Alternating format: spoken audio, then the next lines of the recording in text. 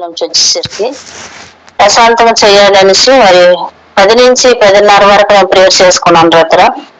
చాలా నాకు నెమ్మది కలిగింది. పాటలు పాడుకుంటూ వర్షిప్ చేస్తూ ప్రార్థన చేశాను. మీరు ఎవరెవరి గురించి చెప్పారో అందరి గురించి నేను ప్రేయర్ చేసి వెళ్తాము. రాత్రి అయితే నాకు చాలా హ్యాపీగా నిద్ర కూడా పట్టింది. చాలా మనశ్శాంతిగా తేలిగ్గా ఉంటాము. నిజంగా దేవుడితో ఒక రాత్రి గడపడం అంటే చాలా ధన్యత అది. మీరు ఇచ్చిన ఈ సమయం బట్టి అవకాశం బట్టి నేను ఒక మాట చెప్పగలుగుతున్నాను. ఇంకా ఈ సమయం దేవుడితో ఒక రాత్రి గడిపే సమయం అంటే రాత్రల్లా మరి ఇలా గడపాలని నాకు ఒక కోరిక ఉంది, ఆశ ఉంది. దేవుడికి నెరవేర్చాలని నేను దేవుడికి మహిమకరంగా ఉండాలని నేను దేవుడిని అడుగుతున్నాను. మరి సువార్త దండయాత్ర గురించి ప్రతి విషయం మీరు ఏదైతే సంవత్సరం చెప్పారో అన్ని విషయాలు నేను ప్రేయర్ చేశాను తమ్ము. అన్ని విషయాలు ప్రేయర్ చేసరికి 10:30 అయిపోయింటాము. మరి నేను 10:30 అయిపోయింది. 9:30కు మొదలు పెట్టాను. 9:30కు మొదలు పెట్టి 10:30 వరకు చేశాను తమ్ము.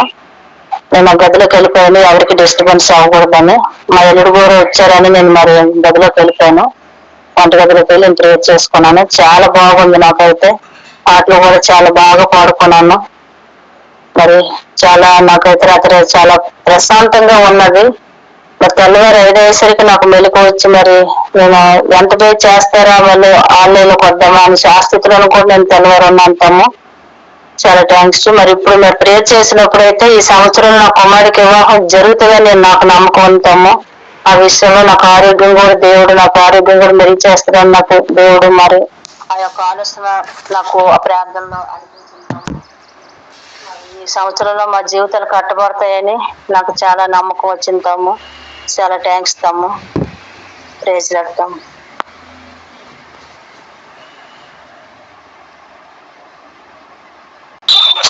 నేను తీసుకున్న సమయం ఇప్పుడు నేను ప్రార్థన చేయలేకపోయాను తమ్ముడు. ఎంతో బాధపడ్డాను, ఎంతో వేదన పడ్డాను. మా ఇంటిలో ఇద్దరు కూడా నా భర్త నా కొడుకు చాలా అల్లరి చేసి తండ్రి వెళ్ళిపోవడానికి నా కొడుకు 5వ తారీఖున డేట్ కూడా ఫిక్స్ చేసుకున్నాడు తమ్ముడు. మరి ఆత్మలోని ఎంత బాధపడ్డాను, ఎంత ఏడ్చాను, ఎంత చాలా సేపు నాకు ప్రార్థన చాలా డిస్టర్బ్ వచ్చింది. ప్రార్థన నేనైతే నన్ను గడపలేకపోయినాను. సాతానుడు నాకు ఇలా అడ్డు పెట్టడం చాలా బాధపడ్డాను. ఆ బిడ్డ అయితే 5వ తారీఖున నేను ఇంట్లో నుంచి వెళ్ళిపోతానని అల్లరి పెడుతున్నాడు. మరి నా భర్త కూడా చాలా అల్లరి చేశాడు. నిన్నైతే నేను ప్రార్థనలో గడపలేకపోయినాను. కానీ మీరు ఇప్పుడు చెప్పిన మాటలు బట్టి ఉదయం చేసుకున్న ప్రార్థన బట్టి నేను బలంగా ప్రార్థనలో ఉండి వాళ్ళ ఇంట్లో నుంచి నా కుమారుడు వెళ్ళకుండా నా కుమారుడు వివాహం దేవుడు చేస్తాడని నేనైతే నమ్ముచున్నాను. నా కుటుంబం కట్టబడుతుందని కూడా నేను నమ్ముతున్నాను తమ్ముడు బలంగా. ఈ రోజు నుంచి కూడా నేను అదొక్క ఒక అంశంగా తీసుకొని వాళ్ళకి ప్రేర్ చేసి నేను అది పొందుకుంటానని నాకు బలంగా నేను అప్పుల నుంచి విడుదల పొందుతానని చాలా బలమైన అది ఎప్పుడు నాకు అలాంటి అనుభూతి కలగలేదు. మీరు ఇప్పుడు చెప్పిన ప్రతి మాట పలుకుతున్నప్పుడు ఇప్పుడే జరిగినంత ఆనందం నాలో ఉంది అనకూడదు. 2 నెలల బట్టి రెంట్ నేను ఇప్పుడు 10,000 రూపాయలు కట్టాలి. అది ఎలాగ దేవుడు ఇస్తాడో నాకైతే తెలియదని ప్రార్థన చేసుకున్నాను. కానీ మరి ఈ నెలలో నాకు అప్పులు కూడా లేకుండా చేస్తాడని దేవుడు నేను బలంగా నమ్ముతాను. మీరు ఉదయం ఒక మాట చెప్పారు, గవర్నమెంట్ నుంచి రిలీజ్ అవుతాయి, మీకు ఎప్పటి నుంచో రావాల్సినవి ఏవైనా ఉండిపోతే వస్తాయి అనేసి అని అన్నారు. నేను చాలా నెలలు అయ్యింది గవర్నమెంట్ కి 3 లోన్ పెట్టాను, బిజినెస్ మీద అన్నమాట లోన్ పెట్టాను. ఒకవేళ దేవుడి చిత్తం అయితే అది రిలీజ్ అయితే కొన్ని అప్పుల నుంచి సమస్యల నుంచి విడుదల అవుతుందని ఉదయం అనుకున్నాను. కానీ ఇప్పుడైతే పూర్తిగా నమ్మకం వచ్చింది దేవుడు అద్భుత కార్యాలు ఆశ్చర్య కార్యాలు చేస్తాడని. ముఖ్యంగా నా కుమారుని మీరు జ్ఞాపకం చేసుకోండి. ఆ కుమారుడిలో ఉన్న అలరాత్మను తీసివేయండి. మన దేవుడిని అడగండి. ఆ కుమారుడు వివాహం జరగాలి, తన కుటుంబం కట్టబడాలి, తనకున్న చీకటి శక్తుల నుంచి విడిపించాలని నేను ఆశపడుతున్నాను తమ్ముడు. ఇదైతే జరగాలి, జరుగుతాదని నమ్మకం గట్టిగా ఉంది. దేవుని కృపను బట్టి నేను రాత్రి ఉండలేకపోవచ్చు, కానీ ప్రత్యేకించి ప్రార్థన మనసులోని అలాగా ఇటు అటు తిరుగుతూ చేసుకున్నాను. ఉదయం పొద్దున్న లేచి నుంచి మీరు ప్రార్థన ఆపేసి నుంచి ఒకేలాగా ఇప్పటి వరకు చేసుకున్నాను. దేవుడు నన్ను క్షమించాలి. మీకు మాట ఇచ్చుండి కూడా నేను చేయలేకపోయినందుకు. కానీ మనసు నిర్మలంగా శాంతిగా సమాధానంగా ఉంది. కానీ ఆ బిడ్డ 5వ తారీఖు నాడు వెళ్ళిపోతాను అని అంటున్నాడు. వేరే ఇల్లు తీసుకొని వెళ్ళిపోతాను అంటున్నాడు. పెళ్లి లేదు, ఏమీ లేదు. ఇల్లు తీసుకొని ఎక్కడ ఉంటాడు, ఎలా ఉంటాడని భయం అవుతుంది. మీరు కొంచెం ప్రార్థనలో పట్టండి తమ్ముడు. ఆ బిడ్డకి మరి ఏ దురాత్మ, మరి ఏ అంధకార శక్తి, ఏ దురాత్మ పట్టుకుంది, ఆ దురాత్మ నుంచి విడుదల ఇవ్వాలని నేను ఆశపడుతున్నాను తమ్ముడు. మీరైతే ప్రేస్ చేయండి తమ్ముడు. Thank you. ఈ చిన్న సాక్షి దేవుడు దీవించిన గాక. దేవునికే మహిమ, ఘనత, ప్రభావం.